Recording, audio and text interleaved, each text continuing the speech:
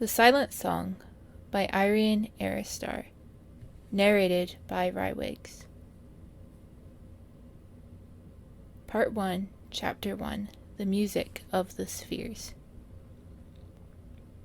The main training saal is a gleaming arena of paradoxes, ordered chaos, an arena divided by thin lines of restraint and desperation. There is a vergence in the Force, to be sure.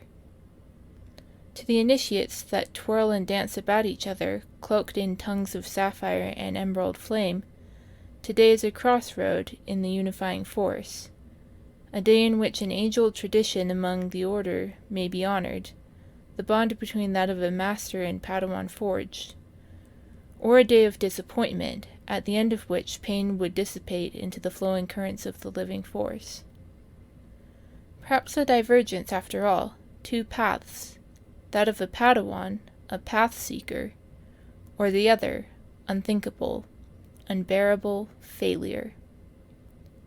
Master Sindralig's sharp voice snaps an order, and 18 blades hiss back into their hilts like hot iron in seawater, sending frustration, battle joy, and focused energy dissipating into the air, leaving the force glowing, heated like the fumes in a sword forge after the completion of a blade.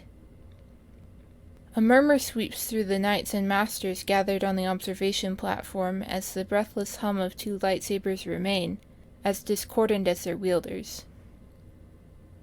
Initiate Chun, Initiate Kenobi. Master Draelig's bark is as cutting as any whip. Cease. One of the two boys, one with as rich red-brown hair as the other's is white, flings a glance at Master Draelig as he flips backwards to dodge his opponent's wild swing. Sky-blue eyes hold a mix of desperation and measured control. Sin Draelig's eyes narrow in understanding. Initiate Chun, he calls, voice dropping dangerously low. But it is unlikely the boy called Brook Chun can hear the Jedi Master's voice over his own battle cries. Pick up your feet, Kenobi, the white-haired 12-year-old snarls at the boy opposite. Since you're so eloquent with a lightsaber, why don't you open that mouth of yours and say something back? Shocked affront radiates from the observation platform. Kenobi's lips press into a thin line, and while his movements have been entirely defensive following Master Draelig's orders, his wrist twitches, betraying an urge to strike even as his force presence blazes with incandescent light. Mutterings of approval spread like forest winds through the gathered audience as the initiate sinks deeper into the force, its very eddies seeming to cradle every parry and block as he moves through the light, biding his time in a slow dance of patience until a quick movement disarms his opponent, sending two halves of a training saber's hilt skidding across the marked floor. Obi-Wan retracts his saber and gives the merest of bows to his opponent before pivoting seamlessly and sinking into a deep, apologetic bow to Master Draelig. The battle master-to-be regards him keenly for a moment, then favors him with a wry smile. Well fought, Initiate Kenobi. The boy nods his thanks, and files out of the saal with the rest of his age-mates, too tired to notice the spectacle of several Jedi Masters heading towards Brook Chun with thunderous expressions on their faces. Done well you have, Obi-Wan. Master Yoda humps at him by the exit. Obi-Wan manages an exhausted bow, then turns to leave. Throughout it all, the sparring match, the taunts, receiving praise, he has not said a word. Up on the now-empty observation balcony, Mace Windu turns to his old friend. What did you think, Qui-Gon? Any caught your eye? Qui-Gon Jinn folds his hands into opposite sleeves, the very epitome of the grave Jedi Master. None, Mace, he replies. I've told you before, have I not? I will not take another padawan. But, he relents, I am interested in something else entirely. That initiate, Kenobi, was it? I'd like to speak to him. The Karun Master's expression folds into a grimace. Ah, Qui, now that's just the thing. Obi-Wan lingers on the overgrown path of the inner solarium, basking in the late afternoon warmth. The force drifts lazily here, but clearly, like the quiet but steady crystal of the meandering brook at his feet. The garden is a cloister, a hidden paradise sequestered away in an oft-forgotten corner of the temple. It has not the chuckling water of the Room of 1,000 Fountains, or the cacophony of muffled murmurs that are the archives. Here there is silence. Obi-Wan can almost hear himself speak. He has often imagined what his own voice would be like. Having never had the chance to vocalize that wish, Obi-Wan can only dream. I'd like to have a nice voice, he muses, not as deep as Master Bondara's, but not as gruff as Master Piel's, a singing voice. For a moment, Obi-Wan is not under sun and sky, but rather in the sleeping rooms of the creche, soothing Bant's nightmares from her with a lullaby. But the dream fades as quickly as the soaring in his heart, and all is silent once more. But perhaps that is for the best. Here in the heady air where even the Force lies wordless, Obi-Wan is one with the Force, welcomed, cherished. He can speak to the twisting branches above and shivering leaves below, for they are silent, and so is he. Here there is a peace deeper than meditation can offer. Obi-Wan folds himself onto his knees, closes his eyes, and listens. The barest of breezes catches the last of his cold sweat from his sparring match and brushes it away, refreshing him in the scent of freshly crushed leaves.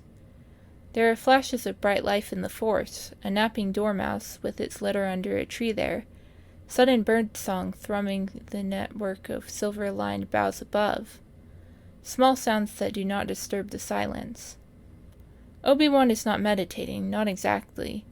He centers himself, but not in the manner he has been taught. He is the center, for there is no center. The galaxy seems to halt in the flow of time and suck in a breathless gasp of wonder as for a moment a young boy merges with the Force and finds in its iridescent depths the music of the spheres. The sharp clack of a gimmer stick jerks Obi-Wan out of his trance with uncharacteristic lack of aplomb. Yoda's gimlet eyes hold measured mirth.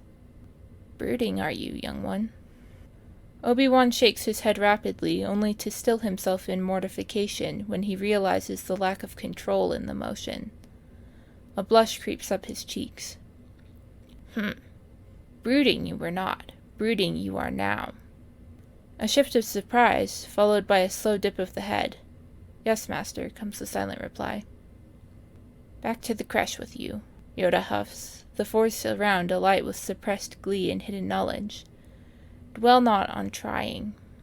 Acknowledgment shines in two gray-blue eyes as Obi-Wan makes first one bow, then a second, towards the seemingly empty wall before scurrying off.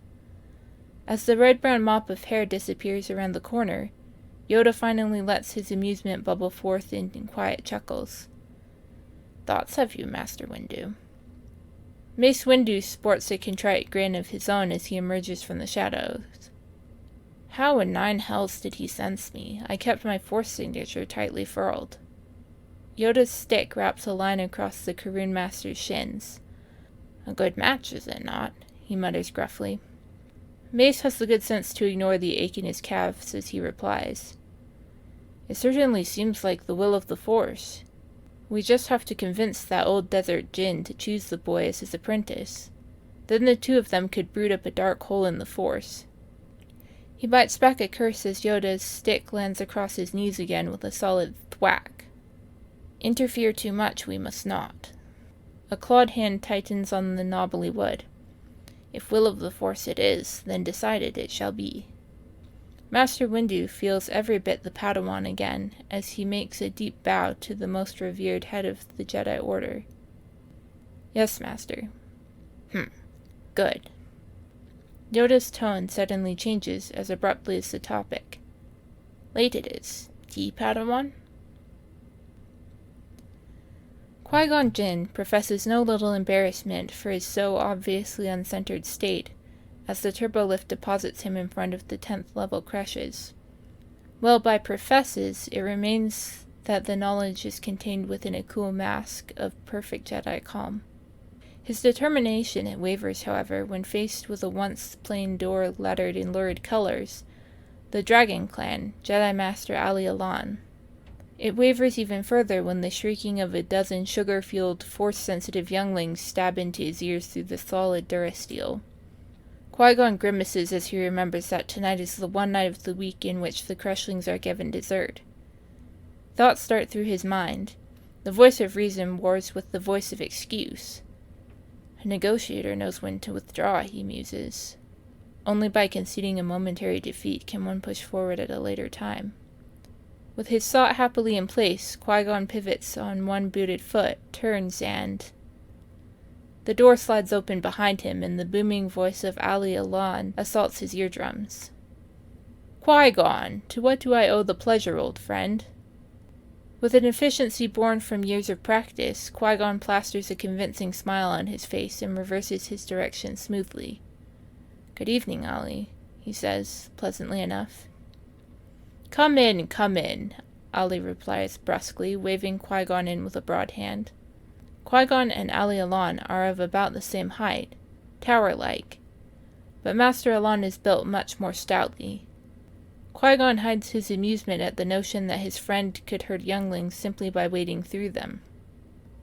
As the Crush Master insists on bustling into the next room to make tea, Qui-Gon finds himself sat rather uncomfortably on a play bench, far too low for his long limbs. He faces the younglings, and sucks in a slow breath. Patience. There might as well be 12 crate dragons in front of him instead of 12 Jedi initiates. Proper Jedi initiates are calm, reserved. These unholy terrors must surely belong to some other order. A bolo ball resounds between the children like some demented ballistic missile. The metal surface of the sphere never really touches hands or feet or tunics, but must be subjected to immense G-forces as force pushes explode at it from all directions. Force bolo is listed in the archives as a common force control exercise for younglings, but the long-held and greatly humored rumor within the higher ranks is that the game was invented during the Great Sith Wars to prepare younglings for battle. Qui-Gon snorts. It certainly looks like it. Dragon Clan, aptly named. But he is wrong, apparently. For while it first seemed that this particular crash is home to 12 crate dragons, in reality there are only 11. The 12th, and somehow separate, is Obi-Wan Kenobi. Qui-Gon had at first thought that the screams of exhilaration issued from 12 horse throats, but Obi-Wan's lips are tightly shut, a thin line of concentration.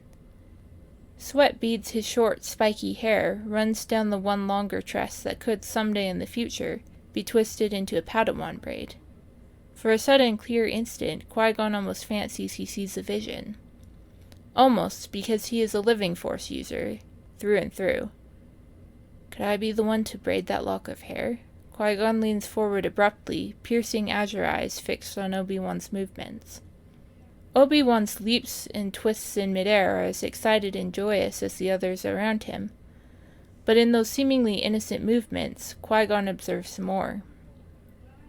A Sarisu stance here, a Taru backflip there, melding perfectly into a precise force push that lances into the bolo ball, and whips it in a perfect trajectory past 6 other small heads into the waiting goal box.